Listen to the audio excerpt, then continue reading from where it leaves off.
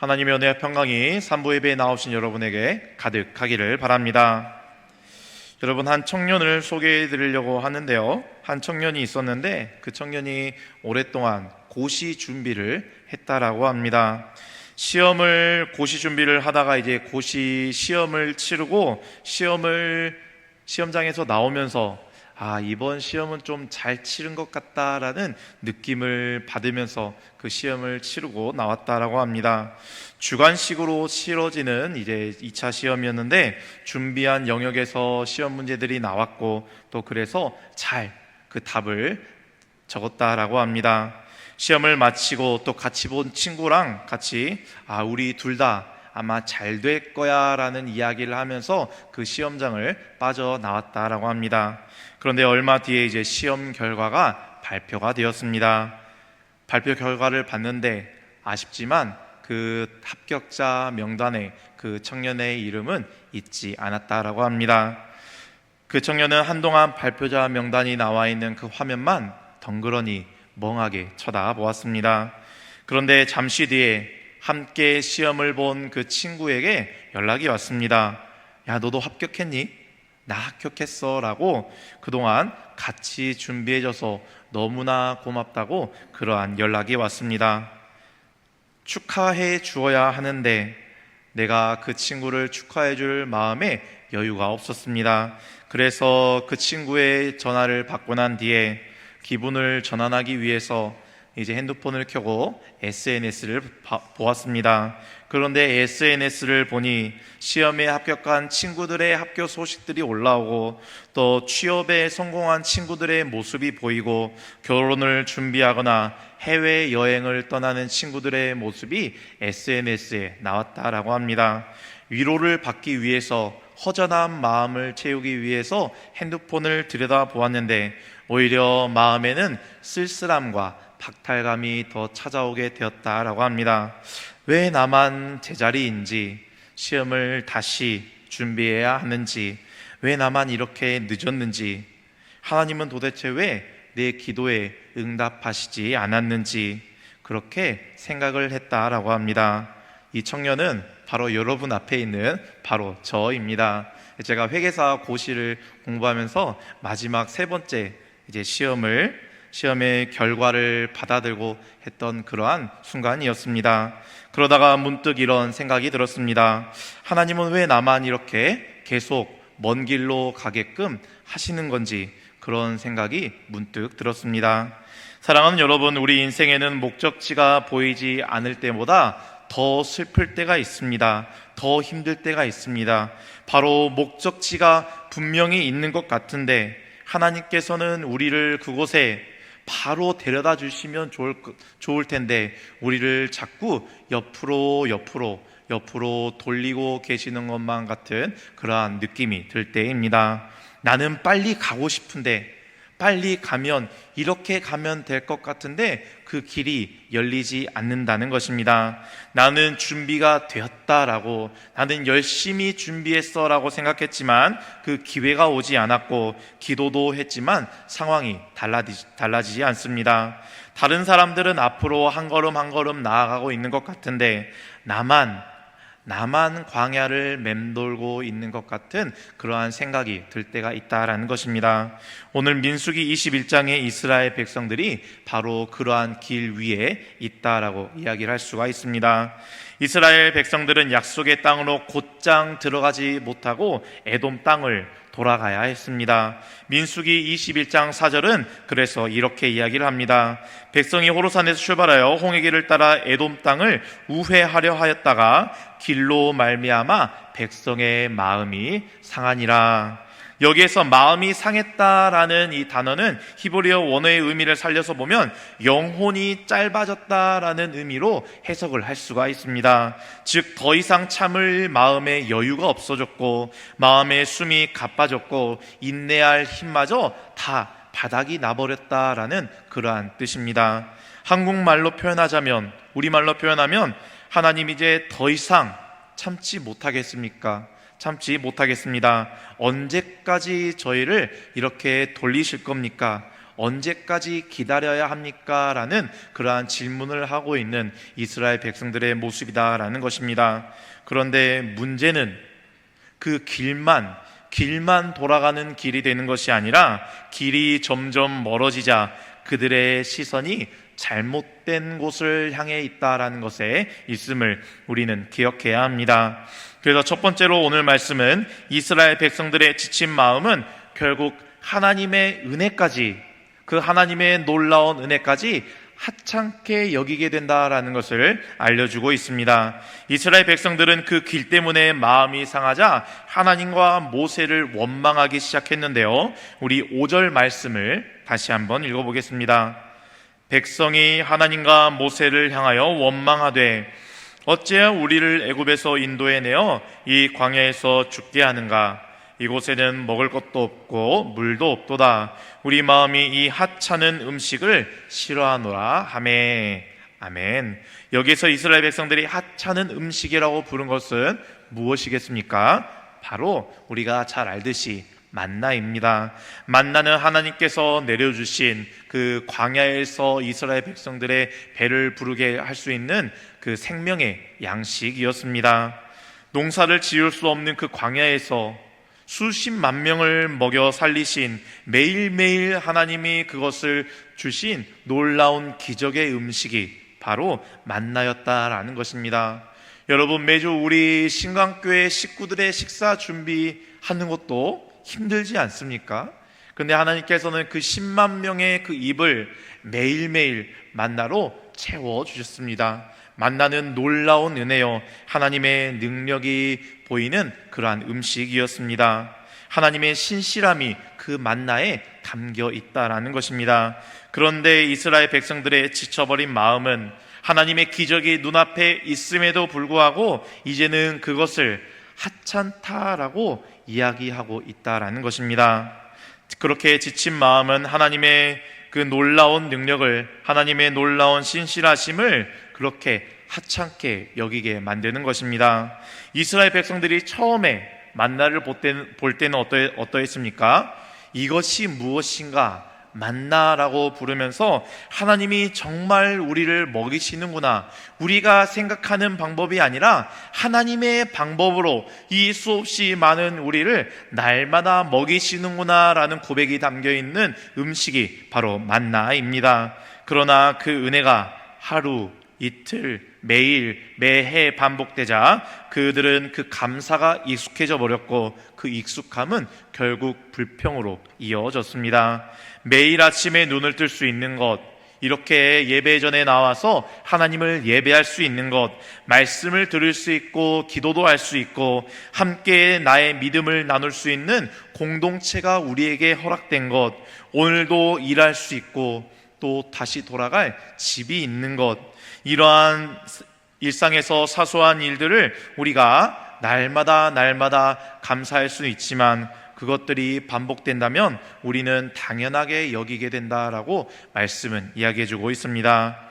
그러다가 내 마음대로 일이 풀리지 않으면 이미 하나님께서 주신 그 은혜들까지 우리의 눈에 하찮게 보이게 된다라는 것입니다.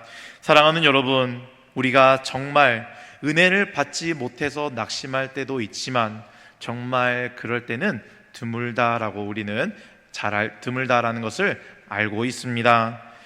너무 지쳐서 이미 하나님이 주신 은혜를 바라보지 못한 경우가 아주 많이 있습니다. 우리가 지치게 되면 하나님의 그 크신 은혜가 작아 보인다라는 것입니다. 남들과 비교를 하면 내 안에 감사가 사라지게 되고 그렇게 하나님으로부터 멀어지게 되면 이제는 하나님의 선하심까지 의심하게 된다라는 것을 오늘 말씀은 이야기해주고 있습니다. 그러나 하나님께서는 이스라엘을 멀리 돌아가게 했다고 해서 그 이스라엘 백성들을 버리신 하나님이 아니었다는 것을 우리는 잘 알고 있습니다. 그 길도, 광야의 40년의 그 길도 약속의 땅으로 향하는 그 길, 그 여정이었음을 우리는 잘 알고 있습니다. 우리가 보기에는 한참 돌아가는 길이었지만 하나님의 그 계획하심 안에서는 여전히 하나님의 인도하심 아래 하루하루 한 걸음 한 걸음 나아가는 그러한 길이었다라는 것입니다. 하나님께서는 우리가 돌아가게 하실 때 저와 여러분을 돌아가게 하실 때가 있는 줄로 압니다. 그러나 그렇게 돌아가는 것이 잘못된 길이 아님을 우리는 기억해야 합니다. 우리는 그것을 바라보아야 한다는 것입니다. 그러니 우리에게 지금 필요한 것은 하나님 도대체 왜 이렇게 하나님의 응답이 늦고 우리가 원하는 것을 얻기가 힘들고 왜 이렇게 돌아갑니까? 라고 따지는 것이 아니라 과연 이 길에서도 하나님은 나와 함께 하시고 하나님은 나를 여전히 책임져 주시고 계시는가를 우리는 그것을 바라보아야 한다라는 것입니다. 오늘도 은혜를 허락하시는 하나님의 그 인도하심을 날마다 바라볼 수 있는 저와 여러분이 되시기를 바랍니다. 그리고 두 번째로 오늘 말씀은 우리를 살리는 것은 우리의 삶에서 상처를 바라보는 것이 아니라 십자가에 들린 주님을 바라보는 것이라고 말씀하고 있습니다. 이스라엘 백성들은 하나님을 원망한 이후에 하나님께서는 그들에게 불뱀을 보내어 주셨습니다. 뱀에게 물린 백성들, 그 불뱀에게 물린 백성들은 한 명 한 명 죽어가기 시작했습니다. 이제 그제서야 그들은 모세에게 나와 이렇게 고백을 하는데요. 우리 7절의 말씀도 다시 한번 읽어보겠습니다. 백성이 모세에게 이르러 말하되 우리가 여호와 당신을 향하여 원망함으로 범죄하였사오니 여호와께 기도하여 이 뱀들을 우리에게서 떠나게 하소서. 모세가 백성을 위하여 기도하매 이스라엘 백성들은 자신들의 죄가 무엇인지 알고 그것을 인정했습니다. 그리고 모세에게 청을 하자 모세는 그 백성들을 위해 기도를 했습니다. 그런데 하나님의 그 해결 방식이 매우 특별한 방식이었다는 것입니다. 하나님께서는 모세에게 놋으로 뱀을 만들어 장대 위에 달아 높이 들라라고 말씀을 하십니다. 그리고 뱀에게 물린 사람이 그것을 쳐다보면 살 것이다 라고 말씀해 주셨습니다. 이 장면에서 중요한 것은 우리가 잘 알듯이 그 놋뱀에게 치료의 능력이 있다는 것이 아닙니다. 놋이라는 그 금속에 해독의 성분이 있는 것이 아니다는 것입니다. 하나님께서 정하신 그 구원의 길을 믿고 그 구원의 길을 바라보는 사람, 그 길을 걸어가는 사람에게는 하나님의 살리심이, 하나님의 생명이 함께 할 수 있다라는 것을 우리에게 말씀해 주는 것입니다. 물론 사람에게 두 가지, 그 뱀에게, 불뱀에게 물린 사람에게는 두 가지 선택이 있습니다. 하나는 자신을 물고 있는 뱀을 바라보는 선택과 또 하나는 그렇게 자신을 상처만을 바라보는 선택과 또 반대로는 하나님의 말씀을 믿고 저 장대 위에 매달린 놋뱀을 바라보는 그 선택, 우리는 그 둘 중에 하나를 선택할 수도 있습니다. 아마 어떤 사람은 이렇게 이야기를 할 것입니다. 놋뱀을 쳐다본다고 어떻게 살아나니? 그게 말이 되니? 먼저 우리 안에 들어온 독을 빼내야 돼 라고 그렇게 이야기를 할 줄도 모릅니다. 그러나 하나님께서 말씀하신 것은 딱 한 가지입니다. 놋뱀을 쳐다보라는 것입니다. 강한 사람이나 죄가 적은 사람이 살아나는 것이 아닙니다. 상처가 가벼운 사람이 살아나는 것도 아닙니다. 운이 좋은 사람이 그곳에서 살아나는 것도 아니다는 것입니다. 물린 사람 가운데서 하나님의 말씀을 믿고 그 놋뱀을 쳐다본 사람만 살아나게 되었다라고 말씀은 이야기해주고 있습니다. 그리고 예수님께서는 요한복음 3장에서 이 사건이 바로 자신을 가리키는 사건이다라고 말씀을 해주셨는데요. 우리 앞에 화면을 보고 요한복음 3장 14절 15절 말씀을 함께 읽어보겠습니다. 모세가 광야에서 뱀을 든 것 같이 인자도 들려야 하리니 이는 그를 믿는 자마다 영생을 얻게 하려 하심이니라. 아멘.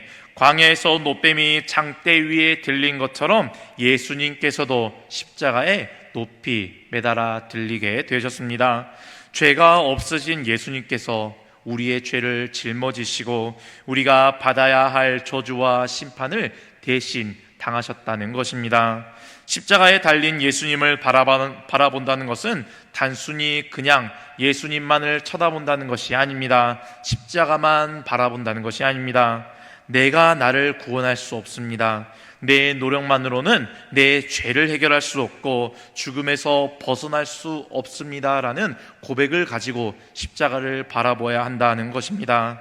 사랑하는 여러분, 뱀에게 물린 상처만, 그 나를 문 뱀만 바라본다고 해서 우리가 살아날 수 있는 것이 아닙니다.